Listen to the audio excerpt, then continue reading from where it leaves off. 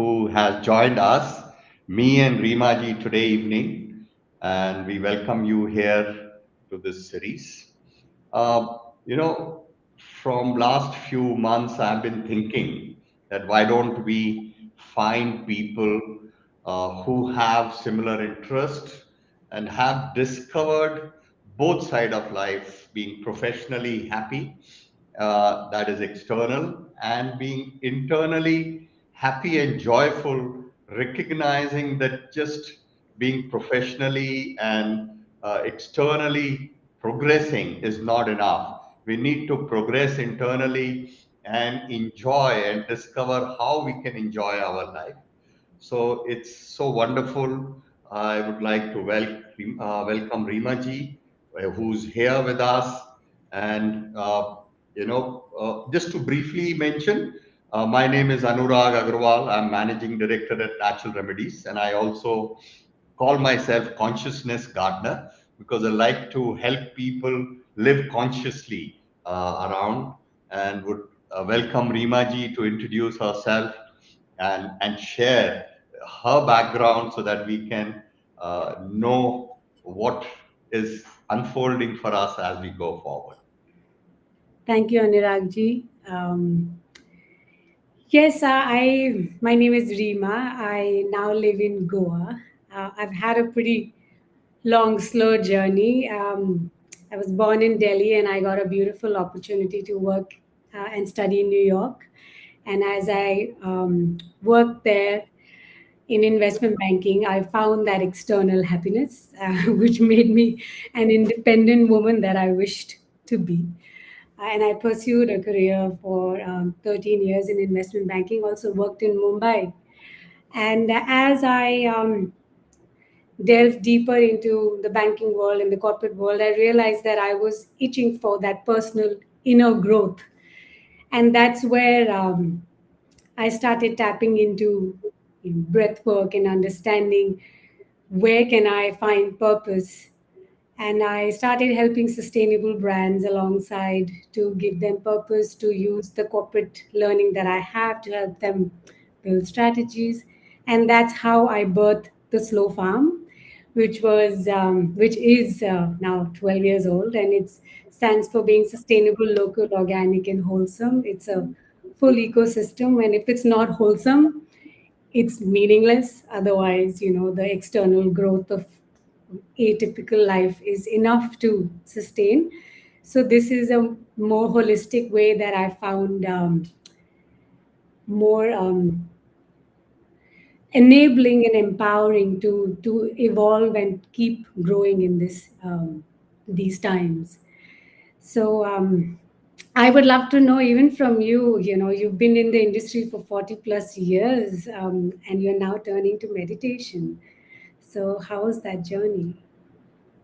So, now with 63 years, when I reflect back, I recognize that almost initially 30 years of my professional life, being an entrepreneur, God has been kind, the success kept coming at regular intervals. And probably by the time I was 50 plus, uh, everything, whatever could have been achieved externally, was achieved. But the life after having achieved everything what is possible, money, position, success, organization, number of people looking at you saying that you are at, in a place where you feel now everything has come. So you should be on top of the world. But I never felt like that. The life remained uh, as challenging as ever before. Situations are never perfect, and the challenges never end. It's just that you cross one set of challenges and the new set of challenges come in. So that's the time when, you know, when the feeling came, is that all? Is that all? Is this all about life? So, what is it so great about it? What is it that I didn't have, what I have now, which is making a difference? So, That's where the search started, that there is something beyond the external success. And somebody introduced me, a close colleague of mine introduced me to this practice of Vipassana, and where I started then uh, discovering the inner world around me, inside me actually. Yes. As I started going, it looks like an infinite mine of treasure, which the more you dig, the more you discover, and the more you feel uh, wow about it. Is what I can say that. It's a magical practice, and it's True, true, amazing how it just comes forward, and if you grab it and you actually go for it, it's life changing. It's true, very true. So, what about you, Rimaji? Share us more as to what brought you to this particular aspect, the breath work, now what you have discovered and what you're helping others to now discover more inside. So please share with us as to what was your calling and how did you get into all this? so my journey started primarily because I'm a half marathon runner. Okay. And when I used to run, we were told that, oh, you speak when you run so that your heart rate stays. But I still found that a little bit difficult. But along the way, I found this beautiful book called Breath. Okay. And when I started reading Breath is where I started learning about the inhale and the exhale and the oxygen and the carbon dioxide, all the different balances we need to maintain. And through that started my journey to sort of appreciate breath and running with my mouth closed, only inhaling and exhaling at that 6 second step that it talks about. And in there were these breathwork practices, meditation practices that I started applying little by little. But as you say, we other challenges and other life situations come forward. I decided to become a mother very late. I had my daughter at 40, and at that time, while I was emotionally, ready, yet, you're just sort of keep getting stuck with the mother mode, daughter mode, wife mode. You always have these different avatars that you're trying to play. While I'm financially secure and externally everything is fine, everything is comfortable, yet inside you're just weaving this web like a spider web, and you're sitting in the middle, not able to crawl out of your own. And that's when I jumped at the opportunity to do Vipassana. And I was a little bit skeptical in the beginning because I didn't know how to be quiet for 11 days. I like to talk to people. I'm not a loner. I like fun company and laughter. But I said, let's do it. I am 44 now. Like, what am I waiting for? So I went there, and the food was fantastic. This was in Goa. But what was amazing was being able to sit for 11 days, and how little by little we build our relationship with our breath, and we start experiencing the sensations which we're just completely numbed by before. It's the same person that I like one moment, I hate the next moment, and then I crave it the next day. And you realize how life is just these ongoing moments, and how do you come to peace with it, that it's okay, this is not finite, it keeps building, and we keep building the courage, get unstuck, and keep reconnecting and reaching out and evolving as humans. And then when I came back from Vipassana, people talking was too noisy.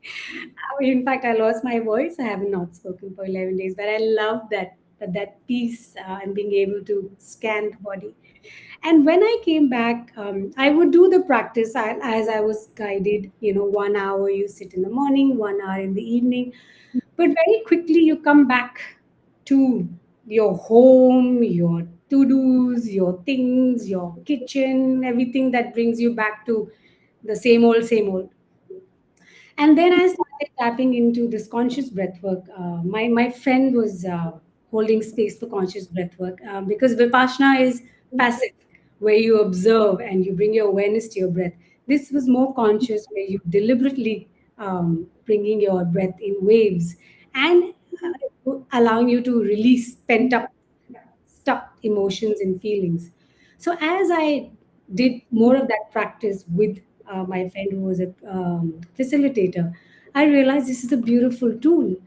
And just like Vipassana, meditation, and conscious breathwork, if these were tools that were presented to me in my 20s, my 30s, when I was in the corporate world, I would have probably stayed there longer. I would have probably, you know, done much more hypothetically. But the challenges that I faced and that I wanted to resolve, I would have been able to come back to, this homeostasis much sooner because of the demands of the corporate work, your travel, life, marriage.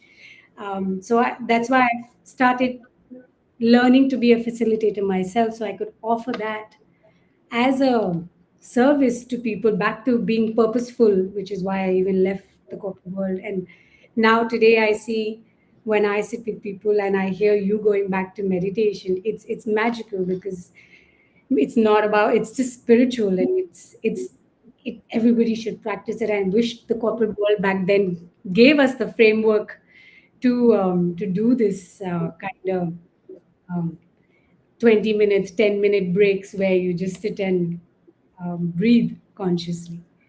So, do you have any short experience that you can share that works as well in your journey?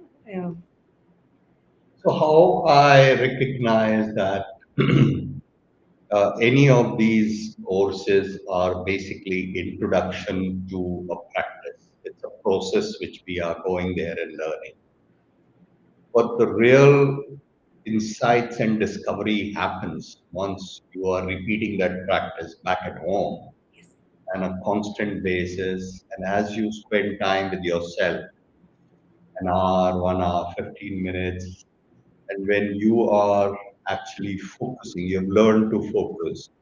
And then when you focus and recognize as to how your body is helping you to learn, the fact that in Vipassana, as you know, we observe our body sensations, and they tell you not to have any liking or disliking. Just observe. Don't either crave for it or don't dislike. Even if there is pain, just observe.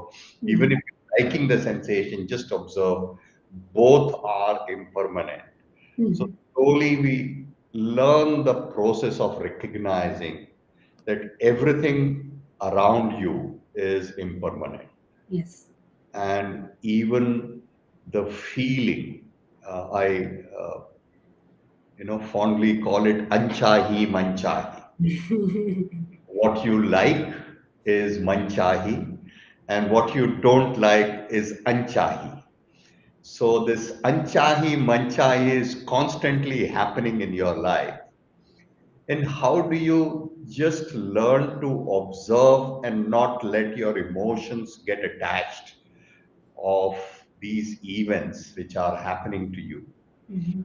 And with that awareness which you are able to create to each of these feelings which your body is undergoing when anchahi manchahi is happening, that's a beautiful experience. And that's when I started getting insights into, like me, everybody is going through this anchahi manchahi, Yes. and everybody is going through this liking and disliking. Until the time we are constantly seeking from external Still. environment that things should happen what I want, it means that I am now exposing myself Mhm. to a disappointment, because even your spouse, even your children, even your parents, what they will do, those who are your loved ones, it's not necessary that that will be what you like. They may also do something which you do not like.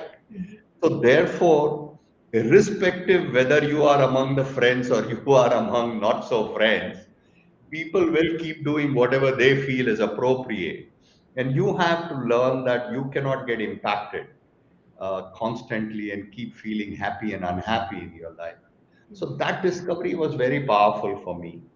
And therefore, I started working around that aspects of life, recognizing, helping people become aware. I created some kind of a framework on that Mhm. and slowly discovered the art of observing and not let my emotions be controlled by the situations and the circumstances around me. Yeah, I mean, I would love to hear any experience where you had, a situation where suddenly something was, at you, and you reflected and you said, okay, this is how I'd like to. Yeah, so in terms of experiences, I remember very well that when I sit in my meditative, let's say position, in span of 5 6 minutes, that concentration level is achieved because I've been practicing for almost or 10 12 years. And once that concentration is achieved and we start observing our cells, kind of relaxation those cells feel. You have never felt that level of joyfulness within you. So instead of feeling joy from external positive stimulus, I Mhm. felt that this is a process which gives me the power to feel good as and when I feel like. And Mhm. every day morning when I sit in my meditation, after the meditation session is over, the kind of energy you feel, the kind of positivity you feel, the kind of, uh, you know, uh, kind of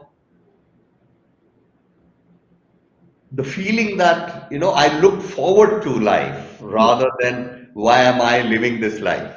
yes, So yes. that is the difference I have observed. Nothing specific in terms of an event or anything like that. I think for me, there was no wonder thing which happened, but I realized that these processes are not to create wonder, but these processes are there to train you Mhm. to deal with your life in a more balanced and in a more joyful manner. Yes. But what about you? How has is there anything which has happened in your life which turned, which you would like to describe and share with us? I personally have seen the biggest change in my relationship with my own spouse, because through breath work, I've found that balance, inner strength where I'm able to communicate very clearly without a reaction. I'm very happy with myself. I'm not looking for validation from external inputs or other people. So I've found my own journey where I'm very content. And as I keep evolving and as I keep going back to breathwork practices where I sit in meditation, it keeps reinforcing that there are certain thoughts that I need to let go and they will pass. And there are certain that strengthen further and say, okay, no, I actually do find meaning in this, and this is something that I do want in my life. Because you have to consciously seek what you wish your life to be like. It's not going to be as is, and we sit there in our comfortable space. And so I wish I moved to this country, or I wish I moved to this city, or I wish I had this, I wish my child was this. So in when I sit and meditate and I take that um, conscious way of breathing where I am actually able to stimulate myself through my own breath and bring the awareness. And in sometimes there are these conscious connected breathwork practices where you can breathe with your mouth, more conscious to activate your diaphragm. So that also helps send messages to the brain, and then it helps me calm down. That hey, things are okay. Don't be stressed. We don't need to react. Let's respond. We've been together 20 years. We have an 8-year-old.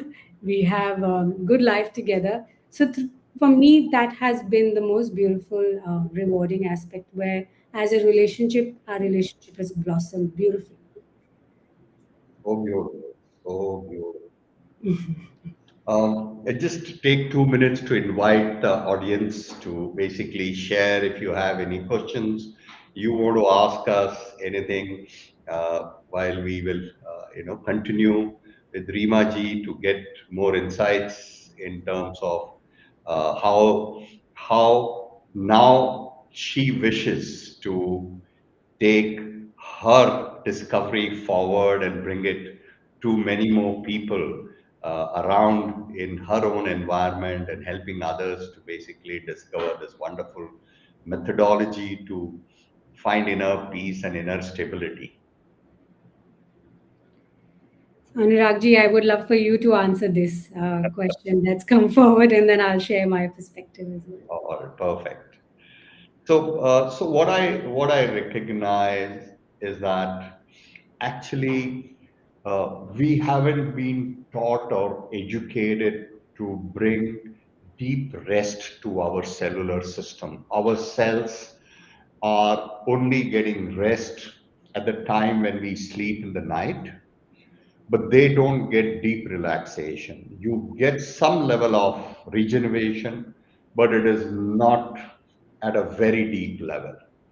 So, this process of meditation actually, the ability to concentrate first, uh, and then once you have reached that level of concentration when you can feel the sensations on any part of your body, then you observe yourselves from your head to toe.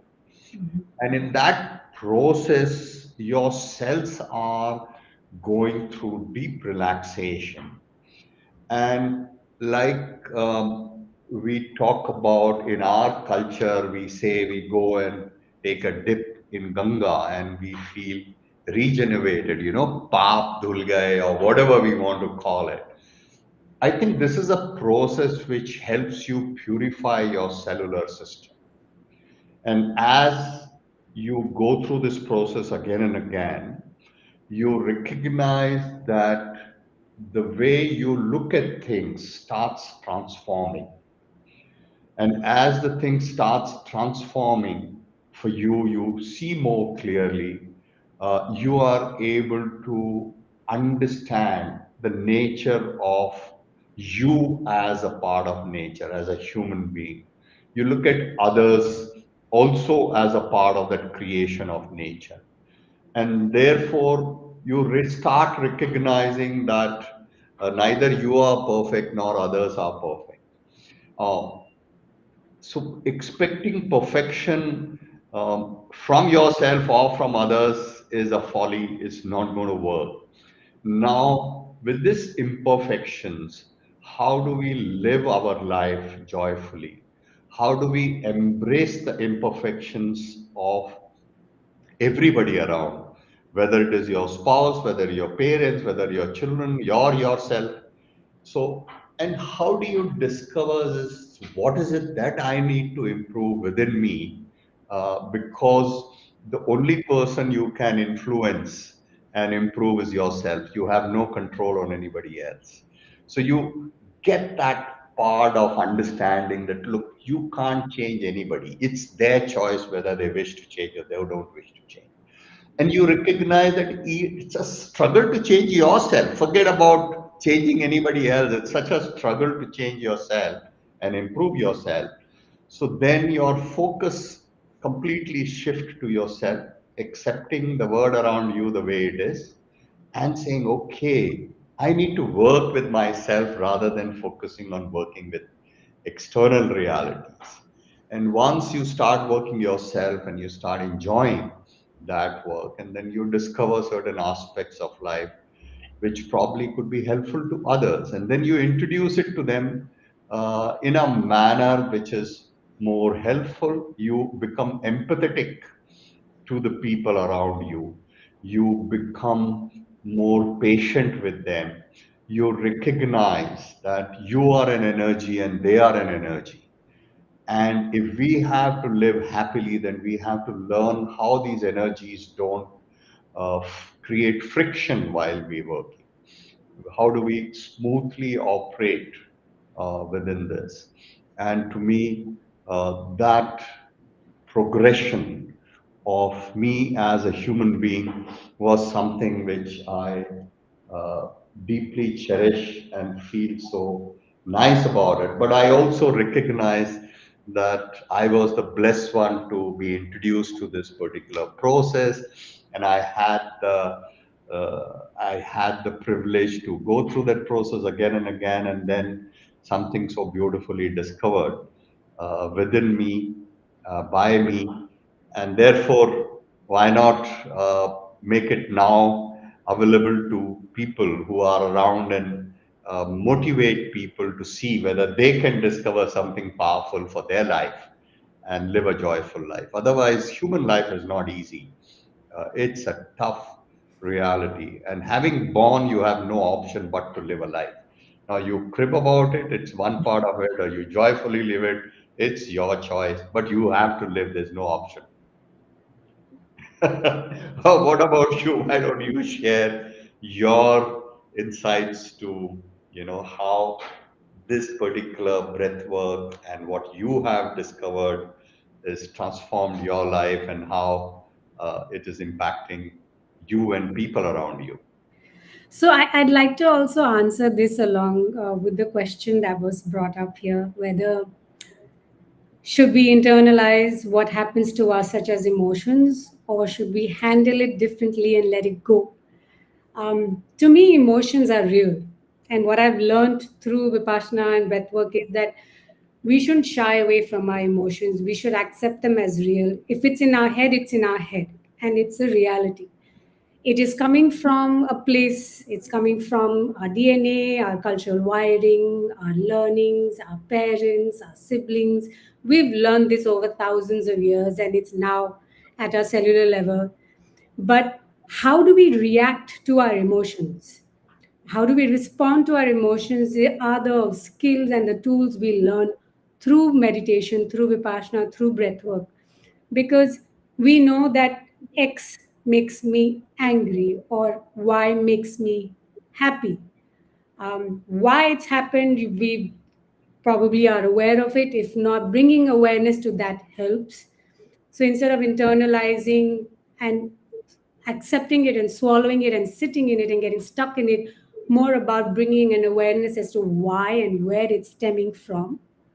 And once we identify where it's stemming from, then through these beautiful breathwork practices, you're able to go to the core and identify where are you getting bothered by it. Is it coming in the way of your work? Is it coming in your way of your health, your physical fitness, your relationship with your family? And we all trying to live a better life, more happily. More, we have all the financial means, but we want to handle our live fully. And in to do so, um, if we give and surrender ourselves to breath, our own breath, our brain, our own nervous system, everything gradually tells you where is it that you need to handle it differently, and whether you want to let it go, or is it something you actually want to hold true and find meaning in that. So that has been a very, very rewarding way of living life, rather than saying, oh, you're cuckoo, it's in your head, you are doing this because your mama does it, or your daddy does it, or your grandma does it, or because I'm born in this family and the family business requires me to do this. I'm a mother, I'm supposed to do this. So when we don't morph ourselves into this boxed way of how we humans should live our life, then we are able to handle it and tread the path that we want to, that gives us that fulfillment. Otherwise we just again sit in the middle with a web around us and just wait for things to happen, but they won't. So that's what I feel about. All right. So I'm just trying to basically understand the question a little better. Uh, Mhm. that should we internalize what happens to us, such as emotions, or should we handle it differently or let it go? So to me, what I see is that when you are experiencing an emotion, let's say. So you would observe that emotion is triggered by some stimulus or some input through your senses into your body. Now, as the emotion triggers in you, you can either classify is it a happy emotion or an unhappy emotion. So they're generally broadly classified under those. And when you are going through, if it is happy emotion, probably nobody minds it. But if it is an unhappy emotions, then it is good to observe that emotion which you're going through and recognize the fact that this emotion is created by you and your body because of some input which you have received from outside through your senses. Now, when it is created by you, then you have to learn that you cannot hold anybody else responsible for this particular emotion which is getting created in you. You have to recognize that today this emotion is getting generated in me and something is happening in my environment which I don't like. Now, don't react to that immediately. Don't get into addressing that particular part like this. Like, just observe and understand as to how that emotion over the time goes down. And if you do not choose to react to the emotions, you will learn how to slowly handle these unpleasant emotions. And when you are able to handle these unpleasant emotions in your life, then you recognize that, you know, responding to the situations you are in is much better than reacting to situations. And just learning to observe even the emotions strengthens our ability to observe what is happening around us. It could be emotions, it could be events, it could be people, it could be anything. Because the more focusedly you observe things, the more you are closer to the reality. And the more you are closer to the reality, the more appropriate can be your response to what your life has presented to you at that moment. I don't know whether I got your question well, but doesn't matter. I've shared whatever I understood from the question, what was posed there. Um, Anuragju, I wanted to ask you another question. You had touched upon empathetic listening earlier, when we were talking about learning to respond rather react. Could you tell a little bit more about that? Yeah, so how these I call them as a framework of life skills. Mhm. And what I recognized is that actually we are not operating in isolation. We are operating in the presence of other people. And I consider each human being, or rather each living being, as an energy body. Now, you are an energy body, I'm an energy body, my wife is an energy body, my colleagues are energy bodies. And all of us are actually having our own desires and own uh, you know own requirements of life. Each one of us is here for certain things which we believe is needed by us for our life. Now, if we have to operate in the presence of the other energies, then it is important that we understand them. We understand what they are trying to, like, I trying to understand what you are trying to do in your life. I'm trying to understand what others are trying to do in my life. So, what's the way of understanding?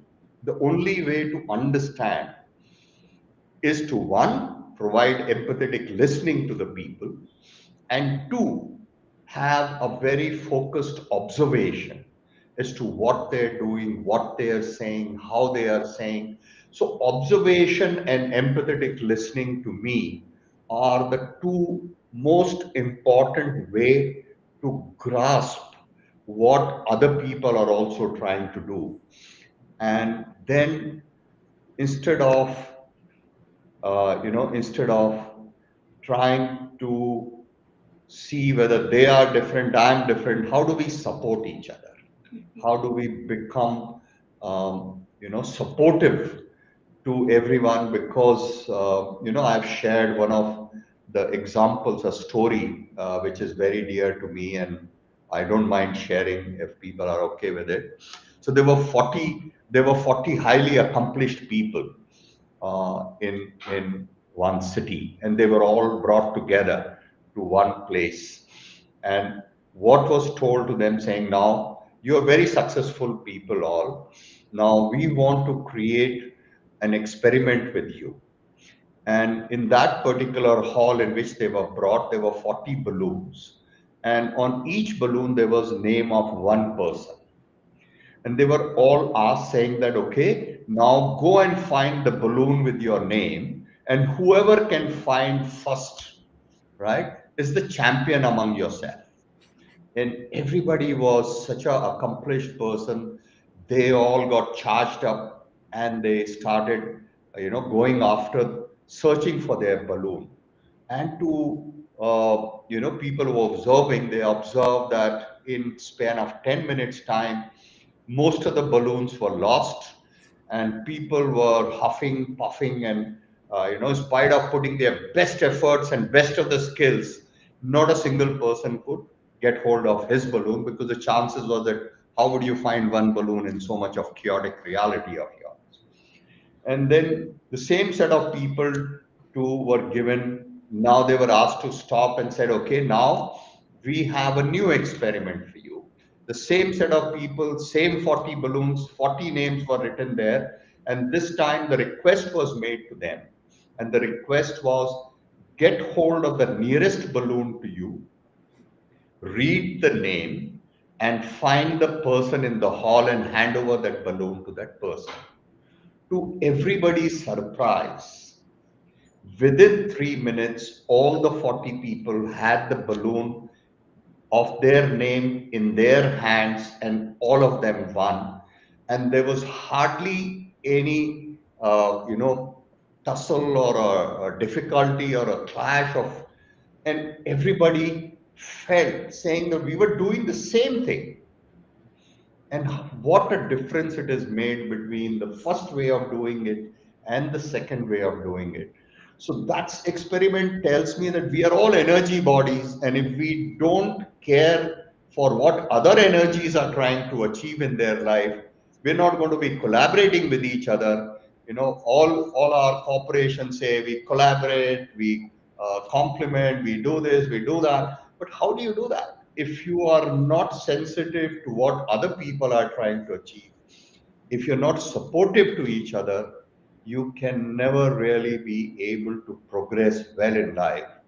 So that's how the framework got created, where we talked about this empathetic listening and respond, then react to life. So respond and react comes from the fact that the emotions are there. Once you are emotionally disturbed, if you are in the grip of emotions, your energies don't work in the most efficient manner. Your cognitive ability, you have to allow the emotions to come under control. And once you are emotionally stable, then you deploy your body energy to achieve whatever you wish to achieve. And that's how these two complement each other and provide a framework to people to deal with the life situations in a more positive and appropriate manner. Yes, and there are many times, even in the corporate world or in the entrepreneur world, where you're listening a lot. um, and the other side is talking a lot. Um, and I feel like one of the things that has helped me sort of break that one-sided talking has been to be more curious and interested, because it is a meeting of two energies. It is a collaborative effort. It's not about how do I gain more from you and can you thrust me up in my career path, in my venture. or in my revenue targets. So yes, being curious and being interested is something that I feel it's a necessary skill that one should work towards, because as you are more curious, you learn so many things from different people, and you realize that they also have similar challenges, and they are not necessarily, so much different than you. Everybody at the base is all juggling many similar situations, but by sharing, being curious and talking to each other, is not lonesome, because the corporate world and as we get older, it gets lonely, and by being curious about life and experiencing what life has to offer through openness of mind, uh, listening and curiosity and, and learning to respond are great skills that I'm also applying. Since you're doing this breath work and I believe you are also going to have a retreat on this breath work, give us a little more insight on this work of breath work and what is that and how does it help? Just give us a little more flavor of that so that we get to understand it a little more. Sure, I'm actually a nature lover. I love nature, and that's how I learned how to do gardening myself. Very hands on. I get my hands dirty. I love the workout that it gives me. So through that, I've found connection with soil and with nature a very slowing therapeutic process, and it's that's why it's been a 26, 27 year old journey from when I was a 20, 21 year old in a corporate world and working with others, and now today being able to come up with these experiences which are more holistic. It's not just one breath or just meditation that's going to give us a holistic life experience, or just eating organic food, or just it's about, again, being sustainable in your choices, appreciating local, eating seasonal, respecting organic and even your own organic authenticity, and for it to have a very wholesome holistic experience. So even the retreats that I'm planning, the one that we have in Kumau, that's coming up on Easter weekend, it's in the middle of the mountains. It's in Kumau. It's on a 7,000 square feet perched venue, and we're just looking at the Nanda Devi mountain range in the distance. We will be doing breath work practice for an hour and a half, 2 hours. We'll be eating local yummy food. We will go pluck organic ingredients from the garden and cooking it ourselves and enjoying the whole process of learning recipes that are cooked in Kumaoni cuisine.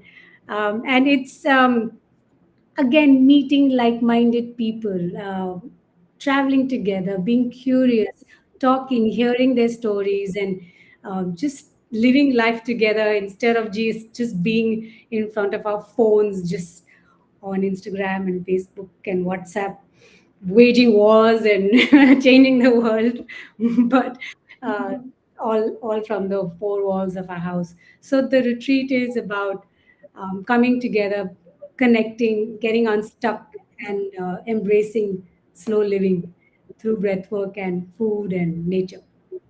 Oh, okay, very interesting. And how long is this retreat for? So this one is for 3 nights in 3 days. Three Um, nights and 3 days. yes. All right. Okay. There's a lot of food to be had. There's a lot of stars to be stared at. So it's been. But what about you? Like, please share with me. There is such a difficult time that we're at now, where there is war. There is the changes in politics. Everyone has, very atypical way of looking at their country and taking actions.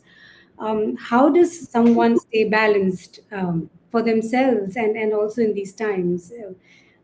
What do you think of these tools? Are there any other? What's your take on it? Yeah, so basically, a lot what is happening is anyway beyond us. So, these situations remind me of that serenity prayer where God give me strength to accept what I cannot change, give me strength to change what I can, and give me the wisdom to know the difference. So, recognizing that, look, what is happening, it's impacting you in different ways. The costs are going up. As an entrepreneur, I can say the profits will come down. Probably there will be disruptions. You may not have, enough fuel for yourself or for running the enterprise. So what will come and trouble us? We have no idea.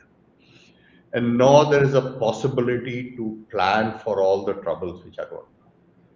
So the best way to prepare yourself, in my opinion, is to be observant, recognize what the trouble will be thrown at you, and then with calmly respond to what challenges you are experiencing. And I think the challenges will keep increasing day by day with AI coming into the reality of life. A lot of people will have to undergo uh, this new skills as to how do we empower ourselves with the power of AI and do things in a more efficient manner, because efficiency will become a necessity, and use of these AI, whatever efficiency it can bring to us, we have to adopt it. There's no other way. And in that process, if we are mindful, we are constantly evolving, constantly changing, and constantly responding to what life is throwing at us, rather than freaking out and complaining about it and feeling bad about it, because you have that freedom. Whether you complain or you deal with it joyfully, that's our choice. I believe you have a Vipassana leave policy in your company. Tell me more about it. So what recognize that, look, uh, if we can help people, saying that, look, they don't need to lose their salaries, they don't need to lose their leaves, they can go and learn this powerful skill, because I personally feel that the skill of focus and the skill of bringing relaxation to your body can empower you very, very differently. So the same person can become far more productive and far more balanced to contribute in the organization. So therefore, we have the system where every month I share with people saying the next course is opening at so and so date. If anybody wants to basically join the course, the company gives you paid leaves. Go there, enjoy, and learn the process of 11 days. It's an 11-day course.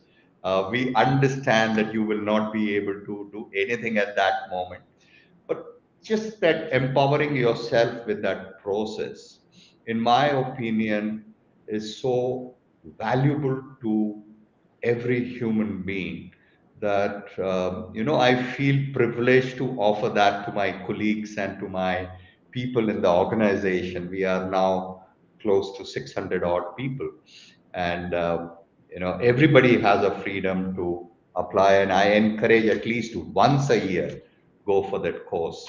uh, Personally, I go there once or twice a year, and to me, the life has transformed in a far more joyful manner for me now. Nothing bothers me, nothing troubles me. uh, won't say it troubles me. It does come and hit me, but I'm able to balance what comes and then not react to any situation. And once I don't react, I get the power to respond to what life is, presenting to me. And it's such a beautiful feeling that I am now an empowered soul, Mhm, where uh, anything happening outside does not have the power to derail my life. mhm, My mhm. life, my life energy is very well balanced, and I know that I can deal with anything which life will throw at me. So that confidence within myself gives me the power not to feel scared, not to feel fearful, not to get upset, not to get angry, not to get troubled by anything. What can happen, and Mm. what can happen, we have no idea. What can happen, we have no idea. And also to deal with anxiety, right? It's a very, very big factor as you ride up the corporate ladder and you're working with colleagues. The nerves kick in, we sometimes you don't have the right mentorship to be able to guide you. And so I truly believe that had I, when I was in the corporate world, had a redo, I would definitely encourage Vipassana policy. Or if you're not able to take 10 or 11-day break, at least have once a week a 30-minute session. Call a facilitator, certified facilitator to come to the practice, to the premises, and hold this practice for the colleagues. It goes a long way in team building, in just coming together as a company, as a corporate, and aligning everyone's efforts. The competitiveness is there, but it builds camaraderie as well. So you are sort of able to have the human element along with the external growth, go parallel rather than conflicting with each other. So these are, some companies are incorporating yoga, but I believe meditation and breath work are also as important as yoga today. In fact, meditation is called as Raj Yoga. So it's Mhm. also a yoga meditation. The physical yoga is one part, and the mental sitting in meditation itself is yoga, and the union of ability to be in union with yourself. Yes, So yoga is a very comprehensive word, yes. uh, which body yoga is generally considered as yoga, but personally, I believe it's overall comprehensive. Yes.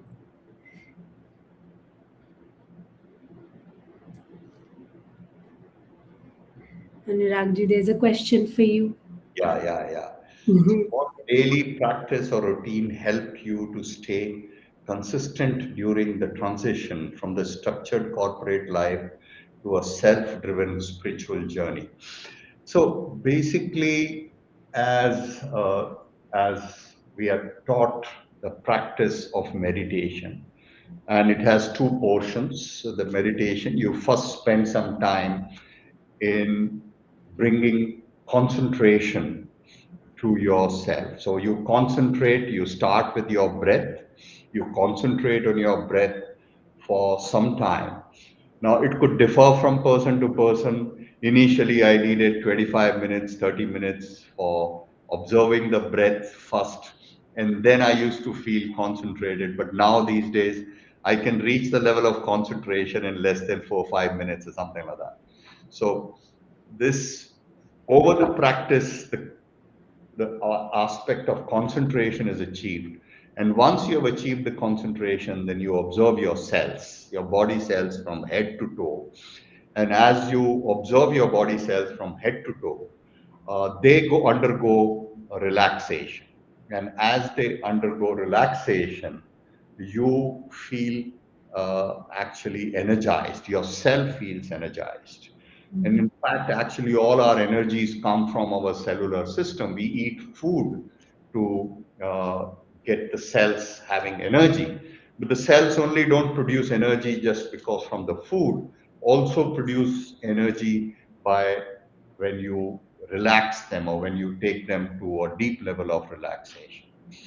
So that particular aspect gave me that insight saying that I brought nothing, I'm going to carry nothing from here. All the wealth, all the progress, everything is going to remain here. Now, how do I help the institution to run in a more humane manner? How do I help every individual of the company to feel empowered and feel that they can deal with the life in a more empowered manner. Are, they have the internal strength to navigate their life, not get disturbed. So these days, you will see that everyone, I don't know whether I shared with you, we are a certified great place to work for 3 years in a row. And we are also a certified happiest place to work, again, 3 years in a row. And we recognize that if the people are empowered to deal with situations they are presented day in, day out, then they not only are happier, their environment is happier, and they are actually collaborating with others in a much more better manner. So I think this journey of empowerment in our organization has done a great work, and now I'm trying to extend it beyond the boundaries of natural remedies. I'm trying to help other institutions also to gain some of these life skills, which we call them, so that people can learn first intellectually, and if they can, then also learn the practice of meditation and learn the art of meditating, then that will then transcend them into living the life more joyfully and more happily. We all want to live a happy life. We all want to live a joyful life. Or what is it that you would like to share and close? We are just 3 minutes away from our time. So how would you like to end this conversation from your side? I I feel like again I didn't know how to sit still because I've always played sports, right? Always run as long distance as I could, and to me, a practice which allows you to embrace stillness and slowness is the key. Okay. And meditation gives you that skill where you're not just sitting mindlessly, you're actually subconsciously training your mind to slow down. Okay. It's not just about focusing on just your forehead, but through the skills we are taught at Vipassana and through conscious breathwork, we are able to just live fully. And when people ask what practice is, I feel sometimes if we just stop being so hard on ourselves and trying to find different, even if we just sit on our mat just for 5-10 minutes and just put our phone away and just be silent, just close our eyes, we'll realize that our brain is so noisy and is looking constantly for stimulation. But if we can just but continue to just bring awareness to our breath and just not give in to the pull and the push of the phone or a gadget or whatever we fidget with all the time to fill our day, to keep ourselves busy. If we just 10 minutes, just sit even on the mat, that itself is a great way to start the day or end the day, to start living more consciously, fully, mindfully, and calm down. Thank you so much, Rimaji. It's such a wonderful experience interacting with you, listening to you. You had a wonderful journey, and we wish that your retreat becomes a great success. Let people enjoy. And we wish that if there are any more questions, please feel free to send it to us. We'll try to respond to you. And it's wonderful that whoever could join us today, we're thankful to you. Thank you so much. Thank you, Anuragji. And we stay in touch. Yes, we will. All right. Thank Bye bye. you.